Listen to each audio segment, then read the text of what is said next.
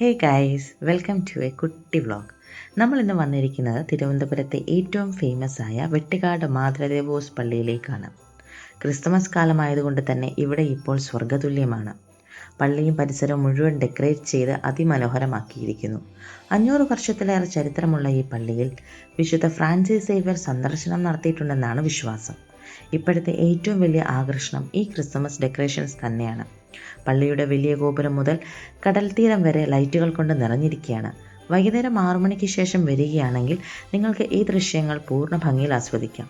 പ്രാർത്ഥനയ്ക്ക് ശേഷം തൊട്ടടുത്തുള്ള കടൽ തീരത്ത് പോയി ആ കാറ്റിട്ടിരിക്കുന്നതും മനസ്സിന് നല്ലൊരു ആശ്വാസം നൽകും.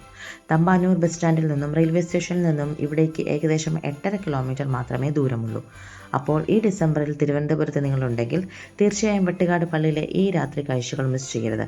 വീഡിയോ ഇഷ്ടമായെങ്കിൽ ഫ്രണ്ട്സിനും ഫാമിലിക്കും ഷെയർ ചെയ്യുക. അടുത്തൊരു വീഡിയോ ആയിട്ട് വീണ്ടും കാണാം. Thank you.